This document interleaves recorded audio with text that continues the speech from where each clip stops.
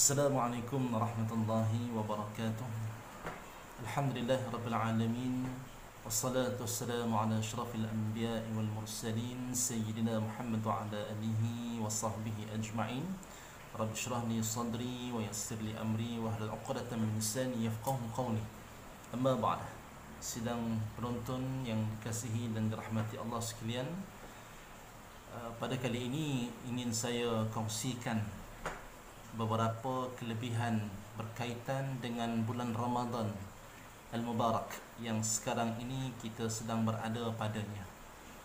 Banyak kelebihan-kelebihan yang dinyatakan dalam hadis Nabi sallallahu alaihi wasallam, dan insya-Allah saya akan cuba berikan hadis-hadis ini. Saya akan cuba jelaskan hadis-hadis ini.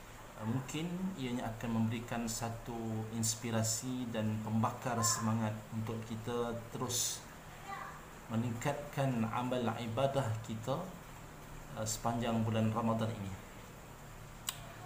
Pertamanya, sabda Rasulullah sallallahu alaihi wasallam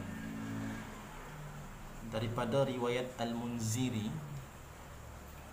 "As-siyamu junnah wa hasnun hasinun minan nar."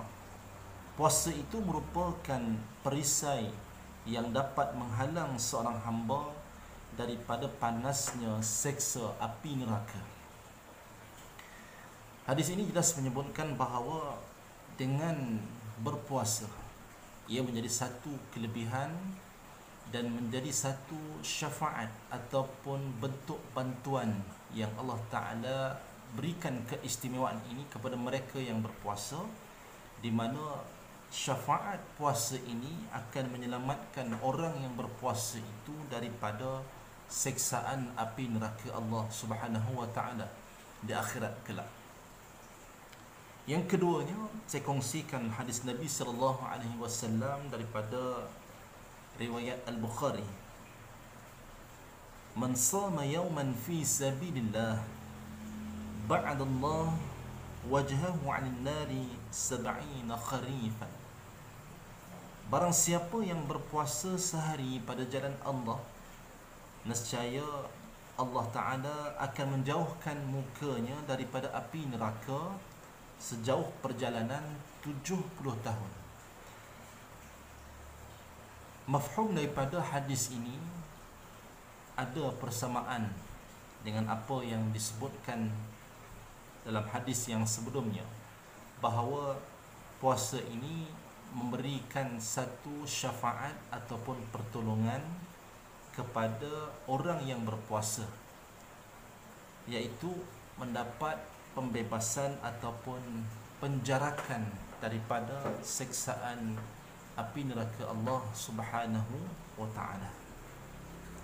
Dalam hadis yang lain, dalam hadis riwayat Bukhari dan Muslim, ada menyatakan bahawa idza jaa Ramadan futihat abwabul jannah wa ghulqat abwabun nar wa suffidat asyayatin. Apabila telah tiba Ramadan, dibuka pintu-pintu syurga dan ditutup semua pintu neraka dan diikat semua syaitan. Sidang penonton yang dikasihi dan dirahmati Allah sekalian, daripada hadis yang ketiga yang saya sebutkan tadi, Allah Subhanahu wa taala nak memberikan satu mesej kepada hamba-Nya bahawa bulan Ramadan ini adalah bulan yang penuh dengan kerahmatan dan kasih sayang Allah Subhanahu wa taala, sehingga kan Allah Taala menyebutkan futihat abwabul jannah, dibukakan pintu-pintu syurga. Ini bermakna Allah Ta'ala nak memberikan peluang kepada hamba-Nya untuk meningkatkan amal kebaikan, amal-amal ibadah, dan sudah pastinya amal kebaikan, amal ibadah yang dilakukan dengan niat ikhlas mata-mata kerana Allah Subhanahu wa taala akan diberikan pahala dan ganjaran, dan ganjaran ini, pahala ini akan kita perolehi di syurga Allah Subhanahu wa taala, yang banyak dijelaskan dalam Al-Quran betapa indah dan istimewanya syurga-syurga yang Allah Ta'ala sediakan untuk hamba-Nya. Itu yang pertama. Yang keduanya disebutkan di sini wa ghulliqat abwabun nar, ditutup pintu-pintu neraka. Mesej ini menjelaskan kepada kita bahawa di bulan Ramadan ini Allah Subhanahu wa Ta'ala memberikan peluang dan ruang kepada hamba-Nya untuk bertaubat, untuk memohon keampunan, maghfirah daripada Allah Subhanahu wa Ta'ala. Neraka ini kita faham adalah tempat bagi mereka yang melakukan maksiat, ingkar, kufur kepada Allah Subhanahu wa Ta'ala. Jadi, adakah kita manusia bebas daripada melakukan kesalahan dan maksiat? Jawapannya tidak. Sebab hadis Nabi sallallahu alaihi wasallam jelas menunjukkan kullu min bani adamin khata'u. Setiap daripada anak Adam itu melakukan kesalahan. Wa khairul khata'in at-tawwabun. Dan sebaik-baik orang yang melakukan kesalahan itu ialah mereka yang kembali bertaubat kepada Allah Subhanahu wa Ta'ala. Kalau orang melakukan dosa dan maksiat, dah tentu tempatnya, seksaannya adalah di neraka. Tetapi bagi mereka yang telah pun bertaubat daripada dosanya, maka dosanya, kesalahannya telah pun dikhazafkan, telah pun dimansuhkan oleh Allah Subhanahu wa Ta'ala. Maka disitulah mesej yang mengatakan bahawa pada bulan Ramadan ini pintu-pintu neraka ditutup. Ini bermakna Allah Ta'ala memberikan peluang dan ruang seluas-luasnya untuk kita bertaubat kembali kepada Allah Subhanahu wa Ta'ala di atas segala dosa-dosa dan kesalahan yang kita lakukan. Dan ketiganya dinyatakan wasuffidat asyayatin, diikat semua syaitan, dibelenggu syaitan-syaitan pada bulan Ramadan. Mesej ini menjelaskan kepada kita, inilah peluang yang Allah Ta'ala berikan untuk kita melakukan seberapa banyak kebaikan dalam bulan Ramadan. Di bulan-bulan lain mungkin kita nak buat kebaikan, tetapi kita ada penghalang-penghalang yang menghalang untuk kita melakukan kebaikan tersebut. Dan sudah pastinya antara penghalang, penggoda itu adalah daripada syaitan dan nafsu. Jadi penghalang ini pada bulan Ramadan telah pun diikat, telah pun dibelenggu dan dihalang oleh Allah Subhanahu wa Ta'ala daripada menggoda manusia. Maka inilah yang dikatakan peluang Ramadan untuk kita meningkatkan amal-amal kebaikan dan juga amal ibadah, bagi menambahkan lagi bekalan kita untuk bertemu dengan Allah Subhanahu wa Ta'ala. Hadis yang keempat yang saya nak kongsikan, Nabi sallallahu alaihi wasallam bersabda, "Man qama Ramadana imanan wa ihtisaban, ghufira lahu ma taqaddama min zanbi." Sesiapa yang berpuasa Ramadan dengan penuh keimanan dan keikhlasan, nescaya Allah Ta'ala akan ampuninya segala dosanya yang telah lalu. Hadis riwayat An-Nasa'i.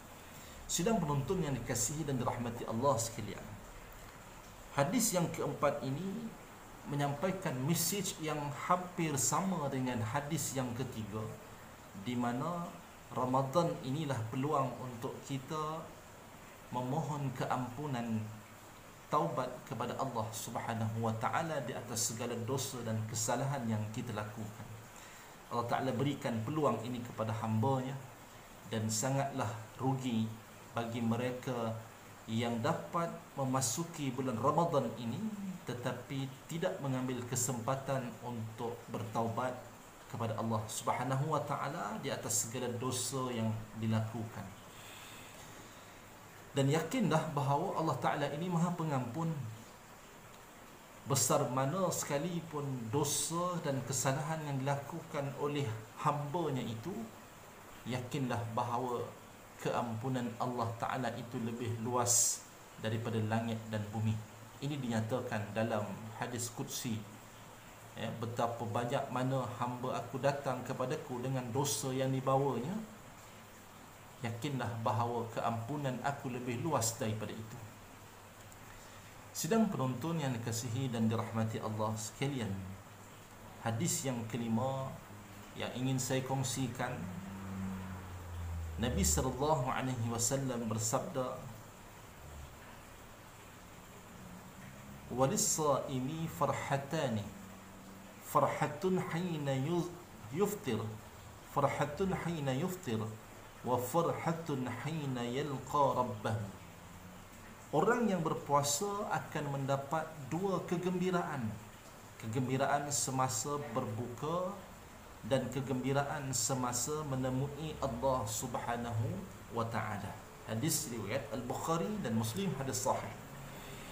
Sidang penonton sekalian, hadis ini menjelaskan pada kita bahawa akan ada dua kelebihan dan keistimewaan yang terbesar bagi mereka yang berpuasa, iaitu yang pertama sekali disebutkan farhatun hina yuftir, iaitu kegembiraan semasa berbuka.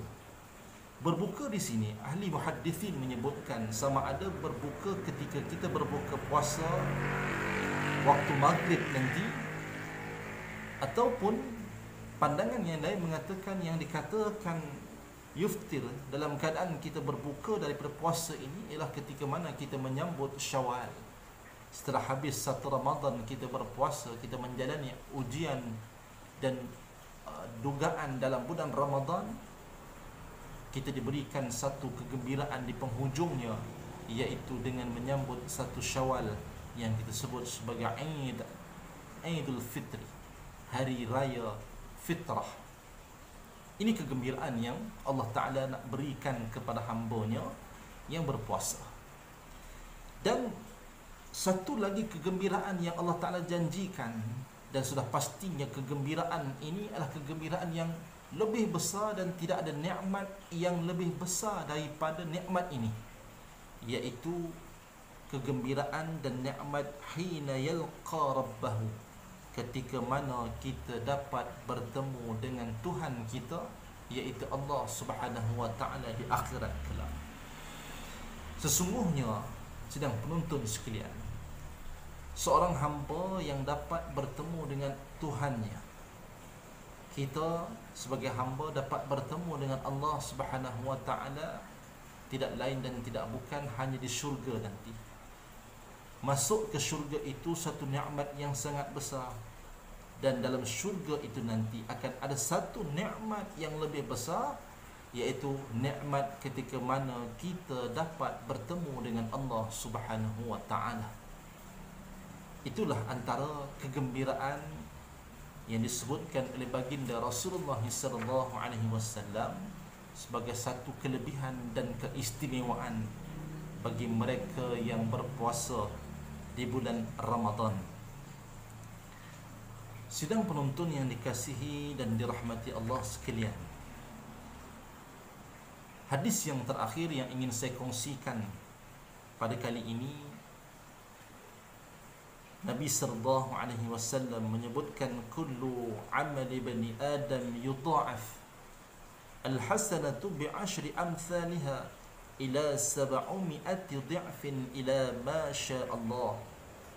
Qala Allah azza wa jalla illa as-sawm fa innahu li wa ana ajzi bih yad'u shahwatahu wa ta'amahu min ajli. Semua amalan anak Adam digandakan kebaikannya 10 kali ganda, serupa dengannya hingga 700 kali ganda. Allah Azza wa Jalla berkata, melainkan puasa kerana ia untukku dan aku sendiri yang membalasnya. Mereka meninggalkan syahwat dan makanannya keranaku. Sedang penonton yang dikasihi dan dirahmati Allah sekalian, hadis ini menyebutkan bahawa setiap amalan anak Adam, hamba Allah Ta'ala, amalan kebaikan yang dilakukan oleh mereka akan digandakan daripada 10 hinggalah ke 700.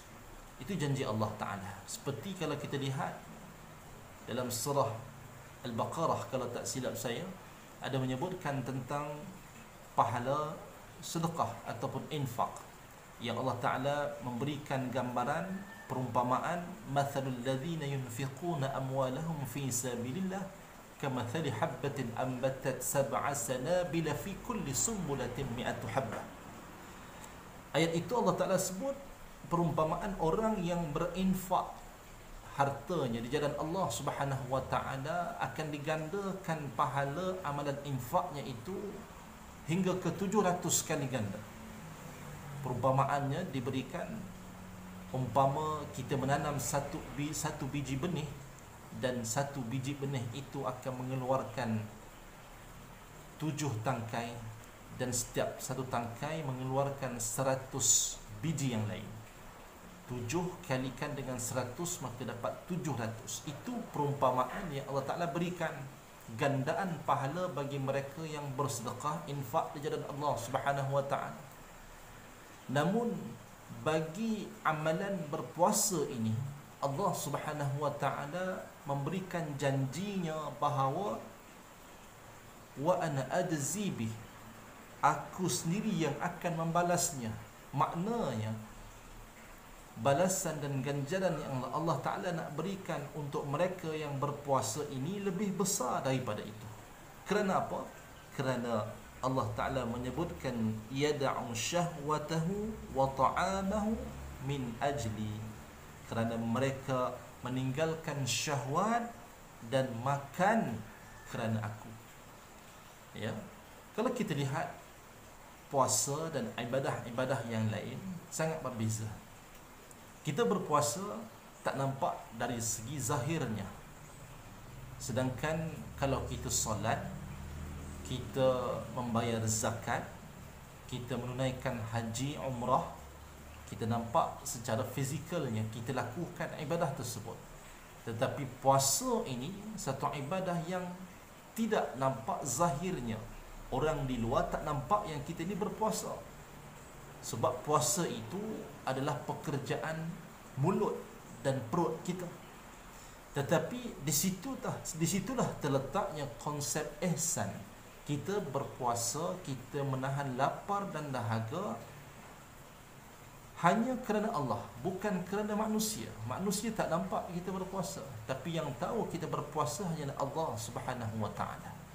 Maka sebab itulah Allah Ta'ala nak memberikan satu ganjaran yang sangat besar berbanding dengan amalan-amalan ibadah yang lain kepada mereka yang melakukan puasa di bulan Ramadan ini. Sidang penonton yang dikasihi dan dirahmati Allah sekalian, bersamalah kita meningkatkan amal-amal ibadah kita sepanjang Ramadan ini untuk kita meraih simpati Allah Subhanahu wa Ta'ala. Dan pastinya dengan simpati Allah Ta'ala itu, Allah Ta'ala akan kurniakan kita pahala dan syurga yang abadi, insya-Allah.